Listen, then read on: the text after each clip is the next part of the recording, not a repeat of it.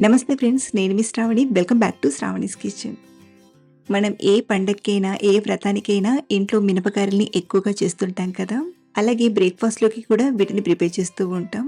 అయితే మనం మినపగారెలు చేసినప్పుడు ఆయిల్ పీల్చకుండా మంచి రుచిగా చేయాలన్నా, లేదా హోటల్‌లో చేసినట్టుగా రావాలన్నా, మీకు ఈ వీడియోలో కొన్ని టిప్స్‌ని షేర్ చేస్తున్నానండి. ఈ టిప్స్‌తో మీరు మినపగారెలు ఎప్పుడు చేసినా చాలా పర్ఫెక్ట్‌గా, ఫ్లఫీగా చాలా బాగా కుదురుతాయి. మరి ఇలా సింపుల్‌గా చేసే మినప వడల్ని పర్ఫెక్ట్‌గా ఎలా చేయాలో ఇప్పుడు చూద్దాం రండి. ముందుగా ఒక గిన్నెలోకి ఒక కప్పు మినపగుళ్ళను తీసుకోండి. అలాగే మనం చేసే మినప వడలకి ఆయిల్ పట్టకుండా ఉండాలంటే ఇందులోనే ఒక 2 టేబుల్ స్పూన్ల శనగపప్పును తీసుకోండి.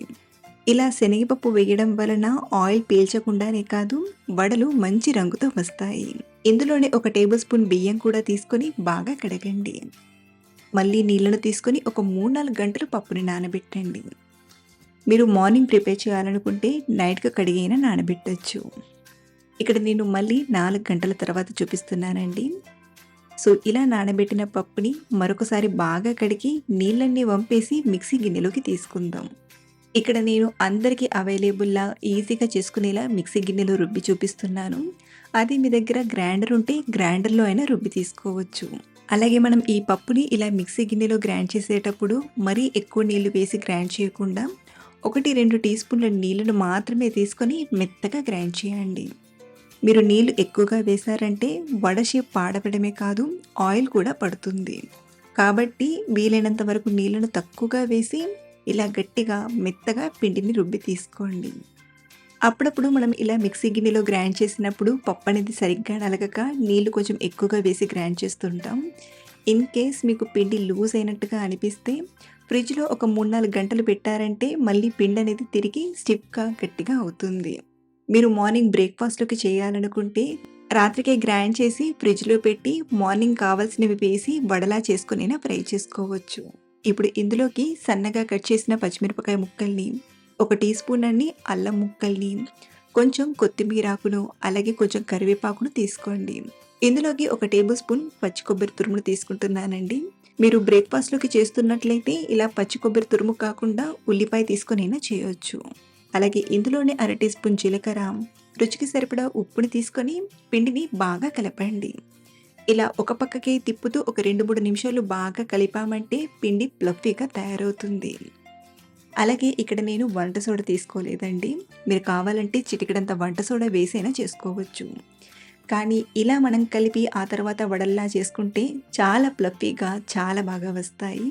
ఇలా ఒక 2, 3 నిమిషాలు కలిపాక మనం కొంచెం నీళ్ళల్లో పిండిని వేసి చూసామంటే పిండనేది ఇలా పైకి తేలాలి.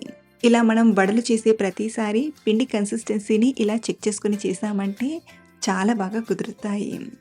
ఇన్ కేస్ మీకు ఇలా పిండి పైకి తేలకుండా ఫ్లఫీగా రాకపోతే మళ్ళీ ఒక 2, 3 నిమిషాలు కలిపైనా తీసుకోవచ్చు. సో, ఇప్పుడు ఈ పిండిని వడల్లా తీసుకొని ఫ్రై చేసుకుందాం. చేతిని ముందుగా నీళ్ళతో తడి చేసుకొని చేతికి నీళ్ళేమీ లేకుండా దులిపేసి పిండిని ఇలా ఒక పక్క నుండి తీసుకొని మధ్యలో చిన్నగా ఇలా రంధ్రం చేసి పక్కన వేడవుతున్న ఆయిల్‌లోకి తీసుకోవడమే. మీకు ఇలా చేతితో చేయడం కష్టంగా అనిపిస్తే టీ స్ట్రెయినర్ ఉంటుంది కదా!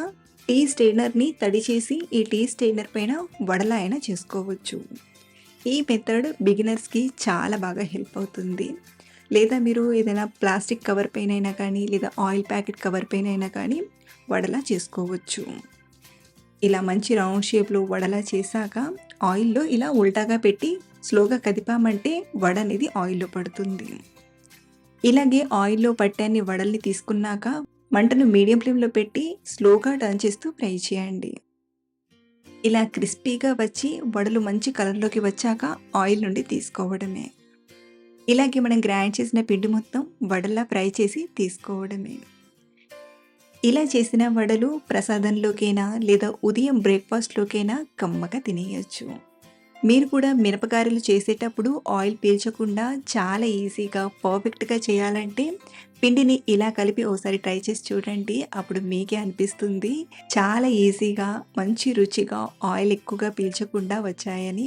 మరిన్ని ఇలాంటి సింపుల్ అండ్ టేస్టీ రెసిపీస్ కోసం మన ఛానల్‌ని ఫాలో అవ్వండి. Thank you for watching.